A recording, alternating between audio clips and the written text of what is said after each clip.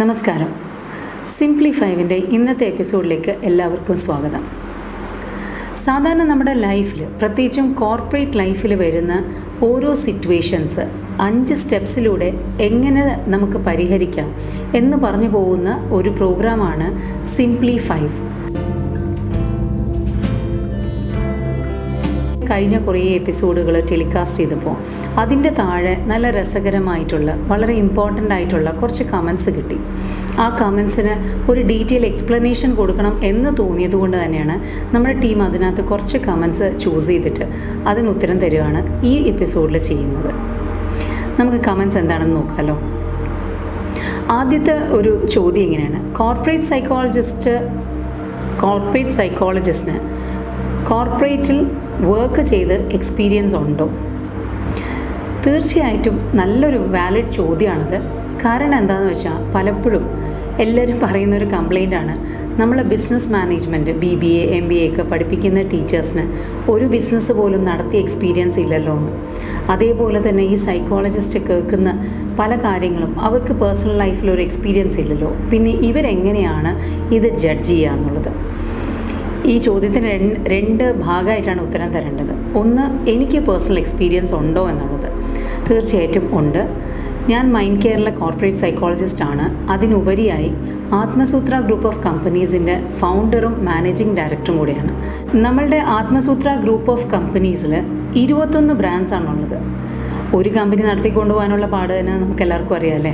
അങ്ങനെ വരുമ്പോൾ 21 brands successfully നമ്മൾ നടത്തിക്കൊണ്ട് പോകുന്നുണ്ടെങ്കിൽ തീർച്ചയായിട്ടും ഇതിനകത്ത് വരുന്ന ഇഷ്യൂസ് സോൾവ് ചെയ്യാൻ നമ്മൾ കേപ്പബിളാണ് എന്നാണ് പ്രൂവ് ചെയ്തിരിക്കുന്നത്.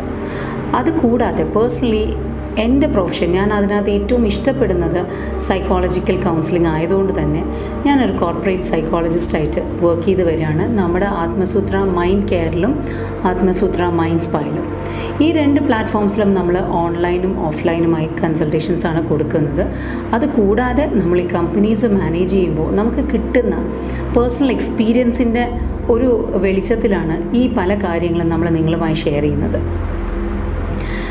ഇനി രണ്ടാമത്, അതേ കമൻറ്റിൽ തന്നെ അവർ ഒരാൾ പറഞ്ഞിരിക്കുന്നത്, നിങ്ങൾ പറയുന്നതൊക്കെ ഒരു സർഫസ് ലെവൽ തലോടൽ മാത്രമാണ് എന്ന്. അതിനോട് ഞാൻ ടോട്ടലി എഗ്രി ചെയ്യുന്നുണ്ട് കേട്ടോ. കാരണം നമ്മളൊരു സിറ്റുവേഷനെ പറ്റിയിട്ട് അവെയർ ആക്കി, അതായത് ഇങ്ങനൊരു പ്രോബ്ലം, അത് നിങ്ങളുടെ മാത്രം പ്രോബ്ലം അല്ല, പല ആൾക്കാരും അത് ഫേസ് ചെയ്യുന്ന പ്രോബ്ലമാണ്. അത് ഫേസ് ചെയ്യുമ്പോൾ എങ്ങനെയാണ് നമ്മൾ അതിനെ റിയാക്ട് ചെയ്യേണ്ടതെന്ന് നമ്മളൊരു 2-3 മിനിറ്റിൻ്റെ വീഡിയോയിൽ അത് പറഞ്ഞ് മനസ്സിലാക്കാൻ വേണ്ടിയിട്ടാണ് 5 ടിപ്സിലൂടെ പറഞ്ഞു പോകുന്നത്. ഇതൊരു സർഫസ് ലെവലായിട്ടുള്ള സൊല്യൂഷൻ മാത്രമാണ്. നിങ്ങൾക്ക് ഡീറ്റെയിൽ ആയിട്ട് ഒരു പെർട്ടിക്കുലർ ഒരു ഇൻസ്റ്റൻസ് എങ്ങനെ ഹാൻഡിൽ ചെയ്യണം എന്ന് അറിയണമെങ്കിൽ തീർച്ചയായിട്ടും ഞങ്ങളുടെ അടുത്ത് കൺസൾട്ടേഷൻ എടുത്താൽ നമ്മൾ ഡീറ്റെയിൽ ആയിട്ട് പറഞ്ഞുതരാം. നമ്മളൊരു 10-20 മിനിറ്റിൻ്റെ ഒരു 5-6 മിനിറ്റിൻ്റെ വീഡിയോ ചെയ്യുമ്പോൾ കുറേ സിറ്റുവേഷൻസ് പറഞ്ഞ് നമുക്കത് എക്സ്പ്ലെയിൻ ചെയ്യാനുള്ള ടൈമില്ല. അതിന് ടൈമും ഇല്ല. ആൾക്കാർക്ക് കേട്ട് കഴിഞ്ഞാൽ അവരത് കേട്ടിരിക്കില്ല. അതുകൊണ്ടാണ് നമ്മളൊരു സർഫസ് ലെവലിൽ അത് പറഞ്ഞു പോകുന്നത്. ഇതിൻ്റെ കൂടുതൽ ഡീറ്റെയിൽസ് വേണമെന്നുള്ള ആർക്കും ഇതിൻ്റെ താഴെ കമൻറ്റ് ചെയ്യാം. ന്യായമായ കമൻറ്റുകൾക്കെല്ലാം തന്നെ നമ്മൾ ഉത്തരം ഇടുന്നതായിരിക്കും. കോർപ്പറേറ്റ് പിന്നെ വന്നൊരു അതൊരു കണ്ടിന്യൂഡ് ആയിട്ടുള്ളൊരു കമൻറ്റായിരുന്നു. കോർപ്പറേറ്റിൽ ആണിനും പെണ്ണിനും ഒരുപോലെയല്ല, ജനറിക്കായി ആണ് പറഞ്ഞു പോകേണ്ടത്. കാരണം ഓരോ ആൾക്കാരും ഫേസ് ചെയ്യുന്ന സിറ്റുവേഷൻസ് വേറെയാണ്. തീർച്ചയായിട്ടും അത് ആണും പെണ്ണും പ്രൊഫഷണൽ ഫീൽഡിൽ മാത്രമല്ലല്ലോ, നമ്മുടെ പേഴ്സണൽ ലൈഫിലും ആണുങ്ങളും പെണ്ണുങ്ങളും ഒരേ സിറ്റുവേഷനിൽ 2 രീതിയിലാണ് റിയാക്ട് ചെയ്യുന്നത്. അവർക്ക് കിട്ടുന്ന റെസ്പോൺസും 2 രീതിയിലാണ്. പക്ഷേ എന്താണെന്ന് വെച്ച് കഴിഞ്ഞാൽ ഈ 2 ജെൻഡറും അതിൻ്റേതായ പോസിറ്റീവ്സും ഉണ്ട്, നെഗറ്റീവ്സും ഉണ്ട്. അപ്പോൾ വേറൊരു കമൻറ്റിൽ കേട്ടു, പെണ്ണുങ്ങൾ എന്ത് ചെയ്താലും ആൾക്കാർ ടോളറേറ്റ് ചെയ്യും, ആണുങ്ങൾ ചെയ്താൽ ടോളറേറ്റ് ചെയ്യില്ല എന്ന്. അങ്ങനെ അത് ശരിയാണെന്ന് എനിക്ക് തോന്നുന്നില്ല. അതൊരു ബയസ്ഡ് ആയിട്ടുള്ളൊരു കമൻറ്റാണ്. പെണ്ണുങ്ങൾ എന്ത് ചെയ്താലും ടോളറേറ്റ് ചെയ്യുന്ന ആൾക്കാരൊന്നുമില്ല. ചില ആൾക്കാർ ടോളറേറ്റ് ചെയ്യുന്നുണ്ടാവും. അതൊരു പക്ഷേ എമ്പതി കൊണ്ടാവാം, ചിലപ്പോൾ അവർ ബയസ്ഡ് ആയതുകൊണ്ടായിരിക്കാം.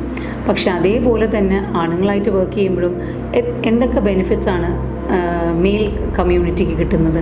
അപ്പോൾ അതുകൊണ്ട് നമ്മളൊരു പ്രൊഫഷണൽ ലൈഫിൽ ഒരു ജെൻഡർ ബയസ്ഡ് ആയിട്ട് തിങ്ക് ചെയ്യേണ്ട ആവശ്യമുണ്ടെന്ന് എനിക്ക് തോന്നുന്നില്ല. സ്ത്രീകൾക്ക് പല സ്ഥലങ്ങളിലും അവരുടേതായ ഒരു മാർക്ക് ഉണ്ടാക്കാൻ പറ്റിയിട്ടുണ്ട്. അതിന് ഞാൻ അടങ്ങുന്ന കമ്മ്യൂണിറ്റിയിൽ we are always grateful for the male community for supporting us. At the same time പെൺകുട്ടികളും കഷ്ടപ്പെട്ട് ഹാർഡ് വർക്ക് ചെയ്ത് തന്നെയാണ് പലയിടത്തും നല്ല രീതിയിൽ വർക്ക് ചെയ്ത് പോകുന്നത്. നമ്മൾ എപ്പോഴും ഒരു വീഡിയോ ചെയ്യുമ്പോൾ അതിനകത്ത് ആണുങ്ങൾ ഇങ്ങനെയാണ് പെണ്ണുങ്ങൾ ഇങ്ങനെയാണെന്ന് പറഞ്ഞ് നമ്മൾ തന്നെ ജെൻഡർ ബയസ് ചെയ്യുന്നത് ന്യായമാണെന്ന് എനിക്ക് തോന്നുന്നില്ല. അതുകൊണ്ടാണ് ഒരു പ്രോബ്ലവും അതിൻ്റെ ഒരു സിമ്പിളായിട്ടുള്ള ഒരു 5 സൊല്യൂഷനെ പറ്റി ജനറിക്കായിട്ട് പറഞ്ഞു പോകുന്നത്. അത് നമ്മൾ ജെൻഡർ ബയസ്ഡ് ആക്കുന്നില്ല. പകരം നിങ്ങൾ പെർട്ടിക്കുലർലി നിങ്ങൾ ആൺകുട്ടി ആയിക്കോട്ടെ അല്ലെങ്കിൽ ഒരു പെൺകുട്ടി ആയിക്കോട്ടെ, ആരാണെങ്കിലും നിങ്ങളുടെ പ്രൊഫഷണൽ ലൈഫിൽ ഒരു പ്രോബ്ലം നിങ്ങൾ ഫേസ് ചെയ്യുന്നു, അത് നമ്മൾ പറഞ്ഞു പോകുന്ന ടോപ്പിക്കിനാണ്. പക്ഷേ അതിനെ പറ്റിയിട്ട് കൂടുതൽ ഡീപ്പറായിട്ട് നമ്മൾ പറയുന്നില്ല വീഡിയോയിൽ നിന്ന് തോന്നുകയാണെങ്കിൽ, നിങ്ങൾക്കത് അറിയണം എന്നുണ്ടെങ്കിൽ ഈ താഴെ കാണുന്ന നമ്പറിൽ നിങ്ങൾ വിളിച്ച് കൺസൾട്ടേഷൻ ബുക്ക് ചെയ്യാവുന്നതാണ്. അപ്പോൾ നമ്മൾ തീർച്ചയായിട്ടും ആ ഒരു സിറ്റുവേഷൻ അനലൈസ് ചെയ്ത് നിങ്ങൾക്ക് ഡീറ്റെയിൽ ആയിട്ട് ഒരു സൊല്യൂഷൻ തരുന്നതായിരിക്കും.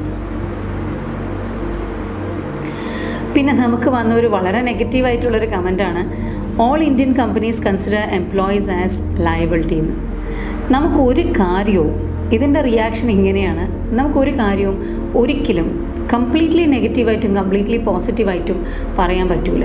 ഓൾ ഇന്ത്യൻ കമ്പനീസ് പറയാൻ പറ്റില്ല. ചിലപ്പോൾ ചില ഇന്ത്യൻ കമ്പനീസ് ആൾക്കാരെ ലയബിലിറ്റി ആയിട്ട് വിശ്വസിക്കുന്ന കമ്പനീസുണ്ട്. പക്ഷെ അങ്ങനെയുള്ള കമ്പനീസ് അധികകാലം റൺ ചെയ്യാൻ ബുദ്ധിമുട്ടാണ്. ഏതൊരു കമ്പനിയുടെയും ഏറ്റവും വലിയ അസറ്റ്, ഏറ്റവും വലിയ റിസോഴ്സ് അവരുടെ സ്റ്റാഫാണ്, അവരുടെ ഹ്യൂമൻസാണ്.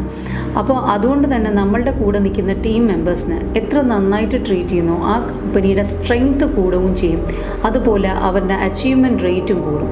അവിടെ വർക്ക് ചെയ്യുന്ന ആൾക്കാരും ഹാപ്പി ആയിട്ട് വർക്ക് ചെയ്യും. ചില കമ്പനികളിൽ ടോപ്പിലിരിക്കുന്ന ആൾക്കാർ അങ്ങനെയല്ലാതെ വരുമ്പോൾ ആ ടീം പെട്ടെന്ന് ഡിസോൾവായി പോവുകയും ആ കമ്പനി നഷ്ടത്തിൽ പോവുകയും അല്ലെങ്കിൽ അത് നിർത്തിവെക്കേണ്ട ഒരു അവസരവും വരും. അതുകൊണ്ട് തന്നെ നമുക്ക് ജനറലൈസ് ചെയ്ത് ഓൾ കമ്പനീസ് അങ്ങനെ എല്ലാ കമ്പനികളും അവരുടെ എംപ്ലോയീസിനെ ലയബിലിറ്റി ആയിട്ടാണ് ട്രീറ്റ് ചെയ്യുന്നതെന്ന് പറയാൻ പാടില്ല. കാരണം അത് തെറ്റാണ്. തൽക്കാലം വിടവാങ്ങുന്നു. നിങ്ങൾക്കൊപ്പം Sindhu Nandakumar, corporate psychologist at Athmasutra mind care. Thank U.